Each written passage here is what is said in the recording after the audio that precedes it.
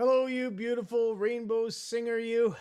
Tom Auger here with another short orientation tutorial to the basics of reading vocal music. Today's tutorial is going to be about something we call accidentals. I should have looked up beforehand why it's called accidentals. They are definitely not an accident. They are put there very, very deliberately to alter the pitch of a note, to alter the way the note sounds.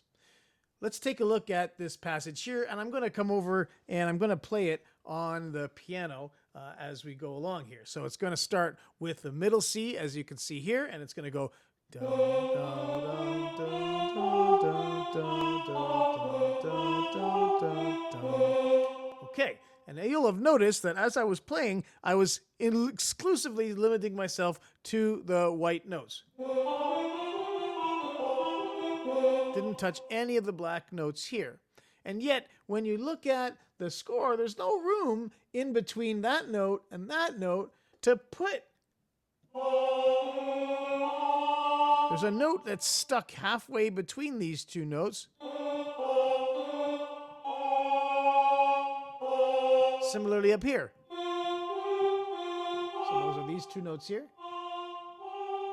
Two notes. How do I get to that black note there, right? So this is where the accidentals come into play.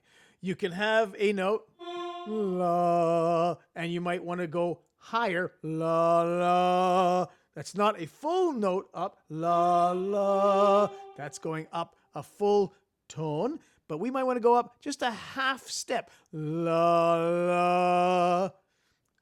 That's going sharp.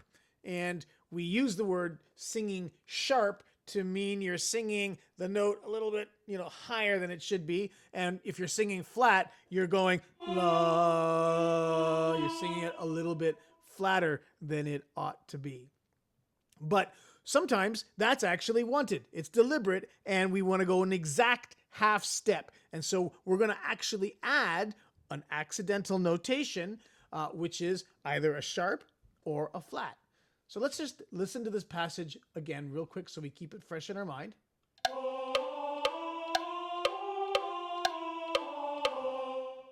Okay, now I'm going to throw in a sharp, and I'm going to put that sharp in front of this F.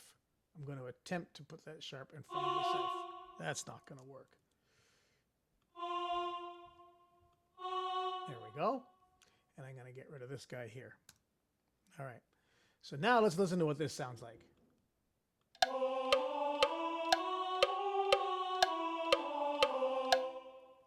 Listen again.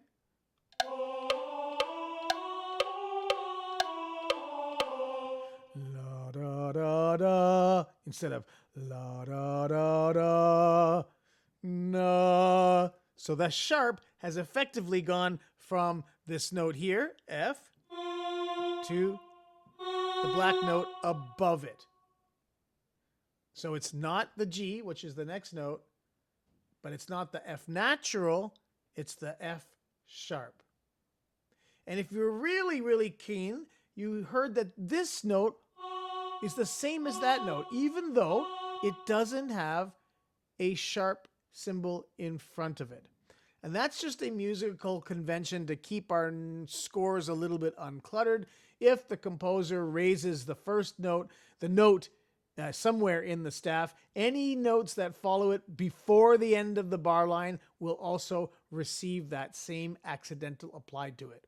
Trust me, as a piano player, that's always hard to remember, right? It'd be a lot easier if they threw the sharp in every single time, but it just clutters the score. So you kind of have to remember that it's sharpened for this point only. If I take the sky here and I move that one in, listen to how that sounds now.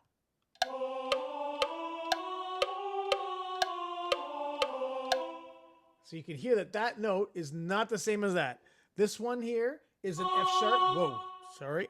This note here is an F sharp because I just raised it here. This one, because we've got a new bar, it resets back to F natural.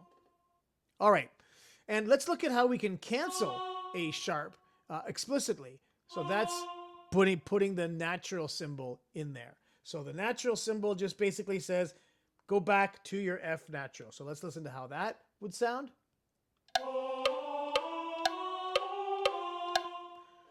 So that's, see, dum, dum, and go back to natural. Okay, we don't see the natural that often, but we do if we're in a passage where it changes. It doesn't happen very often in a lot of the music that we sing at the Rainbow Chorus that you're going to have that natural, because it usually means that we're kind of deviating a little bit from the overall tonality of the piece, and that's a little bit different. That's called chromatic composition. When we're using chromatic, chroma just means color, and composers, older composers, used those natural sharps and flats that kind of took us out of our kind of comfort zone to add more color or nuance to a passage. All right, so we've looked at sharps and we've looked at natural. Let's go to flats then. So the flat, I'm not going to use F flat because that's kind of a weird one. We'll talk about that. Let's look at the E flat instead. So again, let's just play that out here. Okay, da da da. Now let's look at the flat. That's going to be da da da, la da da. So instead of, it's, so the flat goes down. So D, for example, D flat. E, which is the note we've got here, E flat. F does have a flat. It's not used very often. There's no black note in there, so F flat can be written as E. So we don't see an F flat as often as we might see a flat on some of the other notes. Similarly, we don't see a C flat all that often either. And you could even say we don't see an E sharp very often, and we don't see a B sharp very often. They exist, and there's esoteric reasons, you know, kind of geeky reasons for it, but we don't see it all that often in the music that we read for the most parts. So that's really the basics on sharps and flats. They alter the pitch that we're on, but they alter it a deliberate amount, an exact half step. So why don't we, just to finish this off, let's go up the what's called the chromatic scale, and let's see how that might all be written on the keyboard. So let's just start over here. I'm going to go with quarter notes. Whoa, not quarter rests, buddy. All right, whatever. We're going to go in here. We're going to do quarter notes. And I'm just going to play them in the keyboard, and let's see where things fall. I think that this software that I'm using here will default to sharp, so let's find out.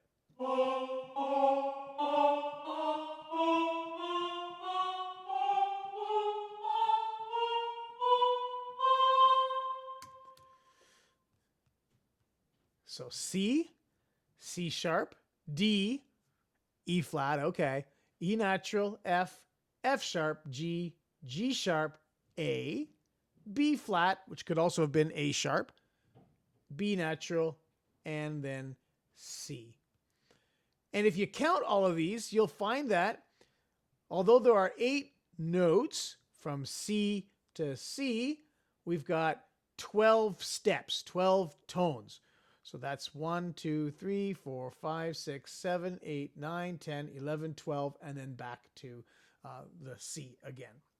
So there are actually 12 entire steps, or 12, sort of, I guess, half steps we call them, because a full step would be like right from C on the keyboard to D, and that's the half step. So there's 12 of them.